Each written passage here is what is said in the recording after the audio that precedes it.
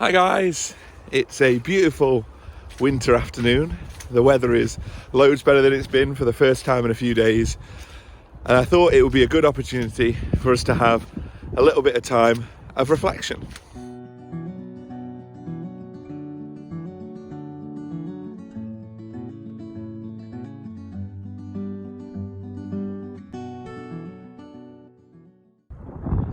So I think the Bible is a really powerful tool for giving us examples of how to live our life, goals, hopes, but also things to do. And in St. Paul's letter to the Romans, he gives his readers 3 things to do. And I think now, more than ever, they're things that are really useful. And they're things that we all need to do. So I just thought I'd tell you about those 3 things, and maybe you can make them present in your life this week.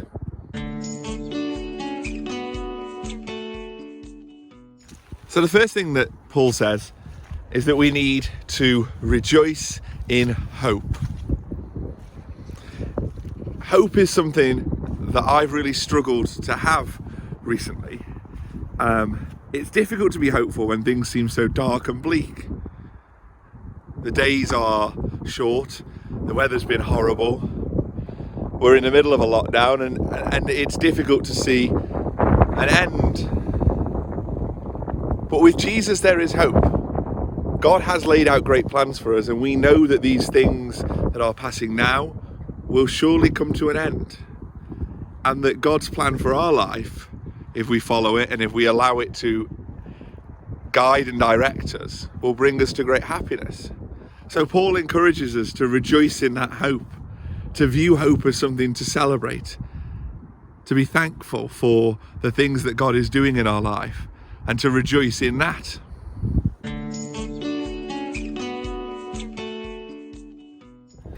The second thing that Paul encourages us to do is to be patient in tribulation, to be patient when things are difficult, when times are tough, maybe like they are now.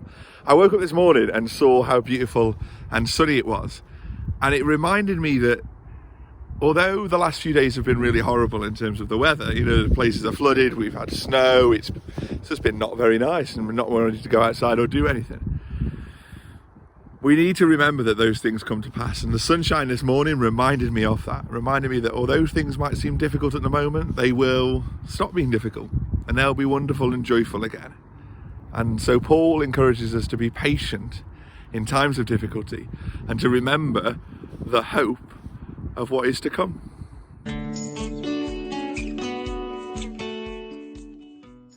And the final thing that Paul encourages is to be constant in prayer. Paul is reminding us that we need to be praying all the time. We need to be taking time to give thanks to God. We need to be taking time to ask God for help with our struggles. Prayer needs to be a real cornerstone and a real focus of our lives. And that should happen all the time. Whether we're in a moment of difficulty or in a moment of great success, prayer should be something that is constant in our lives. So Paul gives us 3 things to do: to hope, to be patient, and to pray. And I think that's something that we can all do now. To hope for the future, to be patient with the difficult times that we're facing, but to constantly talk to God and to make sure that having a conversation with God is a daily and regular part of our lives. So this week, I just encourage you to take some time to try and make those 3 things pillars of your life. To try and find time to pray, to be hopeful for the future, but to be patient with the times that are happening now. Not to grow frustrated with God, but to accept that in some way this is part of his plan, and that great hope of the future is coming, and it's going to be amazing. And if that's our prayer, then I think it settles our soul. It certainly settles mine. It brings me comfort, it brings me hope, it makes me feel better about life. And I hope it does the same for you too. So focus on those 3 things, make them central parts of your life, and have a great week.